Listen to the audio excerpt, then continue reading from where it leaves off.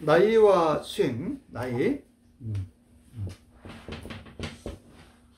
수행, 힐러.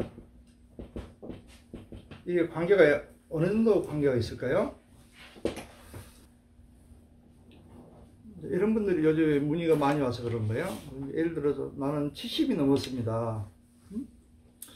그런데 과연 수행을 할 수 있을까요? 아니면 또 내가 치유사가 될 수 있을까요? 이런 분들이 있거든요. 나이가 이제 70을 주로 요즘에 기준을 많이 삼더라고요. 여러분 어떻게 생각하세요? 70 좀 넘었는데 이때 수행해도 될까요? 아니면 또 치유사가 돼도 될까요? 이거에 대해서 어떻게 생각하십니까? 그렇죠. 여러분들은 긍정적인 생각을 하고 있죠. 네.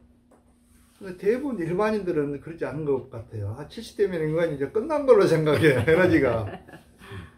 홍콩이 홍콩이 중국에 왜 반환되기 전에는 영국의 식민지였잖아요. 영국이 통치했단 말이에요, 한마디로. 그걸 통치하는 사람 총독이라, 총독.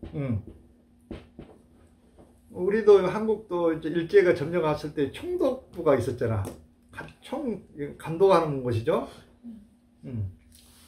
이 총독이 이제 몸이 좀 안 좋고 하니까 이제 저기 홍콩 이제 치유사가 필요했을 거 아니에요.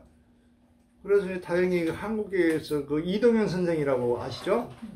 이분 제자가 홍콩에 계시다가 그분이 이제 인연이 돼가지고 홍콩 총독을 관리를 했었다고, 힐링을 해줬단 말이죠. 지금도 마찬가지예요. 한국의 유명한 치유사들이 뭐 사우디라든가 이런 데 아랍 같은 데 왕족을 치유하고 있는 사람들이 많아요. 한국 분들은 수기요법이 발달되어 있잖아요. 손을 잘 쓰잖아. 그러니까 알려져 있어요. 한국 분들은 카이로프라틱을 해도 잘하고 뭐 하더라도 잘한단 말이죠. 그 당시에 나이가 70대였단 말이지. 이분이 총독을 관리할 때가. 총독을 잘 관리해야 되는데 이제 총독이 영국으로 이제 가버리니까 이분이 이제 미국으로 건너갔어요. 인연에 따라서. 근데 그 당시 미국으로 가서 활동할 연세가 몇 세였냐면 80대 중반이었어요. 80대 중반, 70도 아니고 80대 중반인데 갑자기 어떤 미국 간호사를 하나 데리고 나한테 찾아왔어요. 몇 년 전이죠. 그러니까 지금은 이제 뭐 90 넘으셨겠네요. 그래서 나에게 이제 좀 뭐 족심열 있잖아요. 족심열 이거에 대해서 좀 관심이, 쾌장경락에 대해서 관심이 있었다고 이분이. 그래서 이제 이걸 대해 좀 어떻게 배워볼까, 한 수 배워볼까 하고 오셨어요, 이분이. 근데 이분 말 들어보니까 80대 중반인데 자기가 지금 미국에서 전성기라고 그러거든. 전성기, 치유사의 전성기.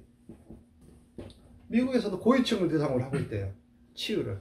그 약성요법 여러분들 아시겠지만 몸을 쓰는 거예요. 팔을 힘을 많이 들어 힘들어. 그래서 아주 인기가 갈수록 높아지고 있다는 거예요. 80대 중반인데 생각을 해보세요. 실질적으로 봐도 80대 중반 같지 않아. 이 몸을 자주 쓰고 긍정적인 생각을 하신 분들은 최소한 20년은 젊게 살 수 있어. 20년. 80이라 하지만 이제 60대 초반이야. 실제 체력이라든가 이거. 그러니까 그 생각이 진짜 중요한 거예요. 그러니까 한번 생각해보세요. 80대 중반에도 치유 전성기가 되고 있고, 또 그 이동현 선생님이라는 분은 90세가 될 때까지 했어요. 교육도 하고.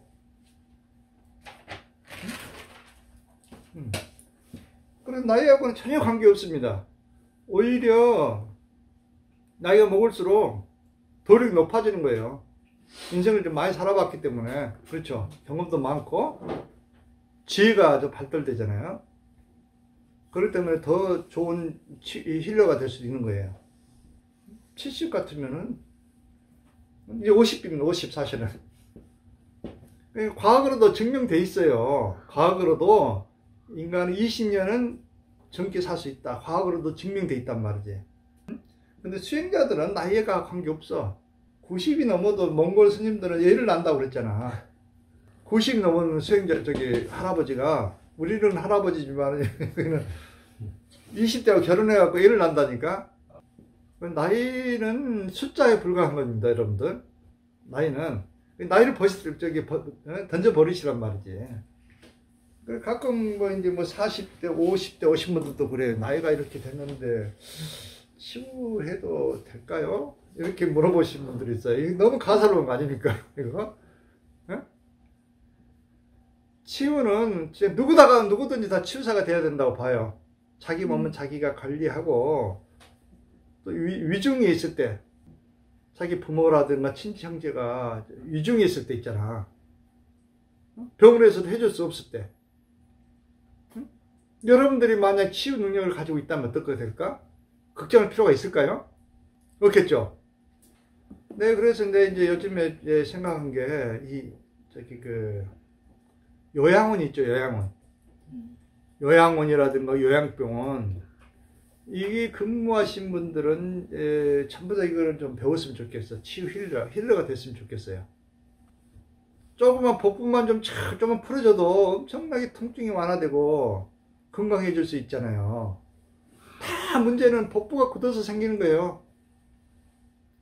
병이라는 것은.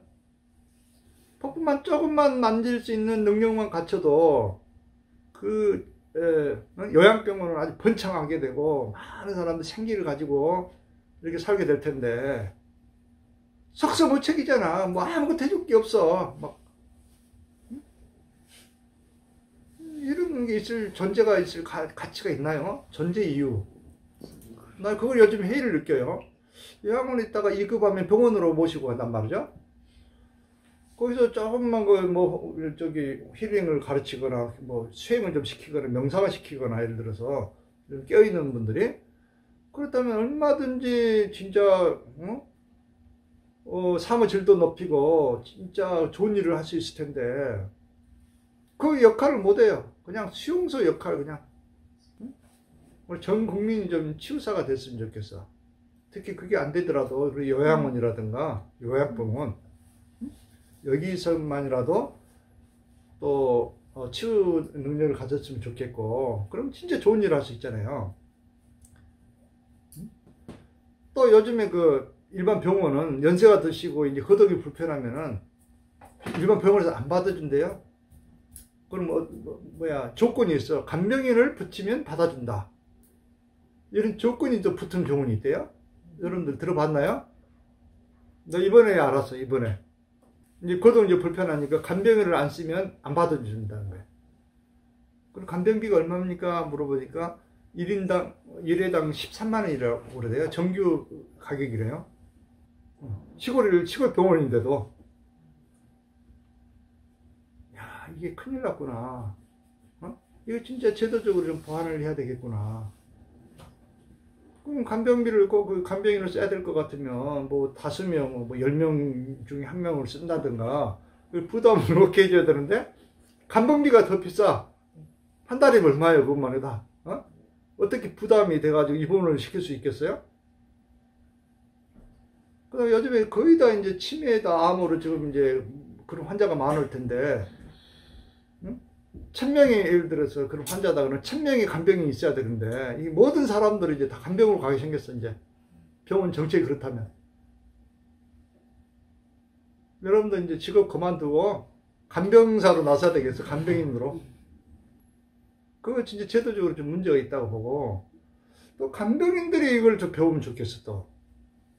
간병인들이 조금만 이걸 배운다면 진짜 질 높은 간병이 될 것 같거든요. 그래서 나는 못한다 이렇게 생각하지 마시란 말이지. 난 나이가 먹어서 어떻게 할 수 있냐 하지 말고, 여러분 조금만 복부 푸는 것 정도, 에너지를 주는 것 조금만 배운다면 진짜 엄청난 일을 할 수 있어. 진짜 죽어가는 생명도 구할 수 있단 말이지. 이 복부가 막혀서 사람이 병들고 죽어가는 거예요. 이게 해줄 게 아무것도 없어요, 여러분들이 지금. 죽어가는 사람들에게, 병 들어가는 사람들에게 해줄 게 아무것도 없어요. 이거에 대한 개혁이 있어야 된다고 봐요. 이에 대한 혁명이 일어나야 된다고. 우리는 웰다잉 해야 된단 말이지. 그렇죠? 이 생은 다음 생을 가기 위한 하나의 교육장이라고. 좋은 곳으로 가야 되잖아.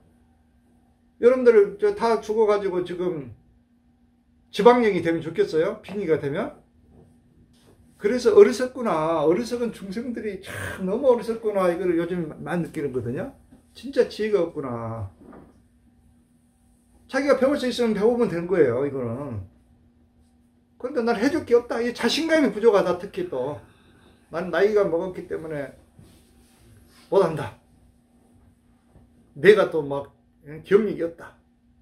무슨 기억력이 없어요. 여러분들 손 많이 쓰고 입을 노래 많이 부르면 90이 가도 치매 안 걸립니다. 절대. 이 기본적인 지식이 없다 보니까 뇌가 안 돌아간다고 하고, 뇌세포는 나이가 90 넘어도 아주 좋은 분들 많아요. 이 관리가 안 된 사람들, 복부가 막히고 혈액이 탁한 사람들, 여러분들 뇌가 안 돌아가니까 당연히 치매 걸리고 그러지. 이는 근본적인 것은 이게 제도적으로 하는 것은 좀 어려워. 그렇죠? 제도적으로. 예? 제도적으로 하기 어려우니까 여러분들이 깨어나가지고 스스로 하지 않으면 안 돼. 이거는 정부가 해줄 수 있는 것이 아니에요. 그렇죠? 이거는 그렇잖아요. 정부가 해줄 수 있는 건 아니란 말이에요. 그럼 정치 표가 떨어지니까 누가 정치인들이 하려고 하게 되냐고. 입법을 못하죠. 또 어마어마한 분량이고, 또 현대의학에 중독되어 있기 때문에 다른 걸 전부 다 또 무시해 본단 말이지. 그런 입장에서 이거는 불가능하다. 그래서 여러분들 스스로가 좀 의식이 깨어났으면 좋겠다. 여러분들 스스로 몸은 소중하고, 여러분 몸을 스스로 케어하고 관리하고, 죽음도 마찬가지다. 여러분들이 주인 의식을 가져야 된다. 그래서 그 요양병원 하든 뭐 하든 이런 시설을 제대로 만들어 가지고 진짜 웰다잉 할 수 있도록 그런 그 시설로 좀 뭐든지 바뀌었으면 좋겠어요. 그냥 환자 관리만 하고 막 배고프면은 음식 드리고 뭐 치우고 이거의 수준을 떠나 가지고 진짜 웰다잉 할 수 있는 그런 시설들이 많아져야 된다. 그게 필요한 것이다, 진짜. 이걸 한번 여러분들이 좀 생각해 보시라고. 여러분들도 앞으로 이제 그런 사업을 하게 될 사람들이 많을 텐데 많이 필요할 것 같더라고. 이런 사명의식을 갖고 좀 한다면 얼마나 좋겠어?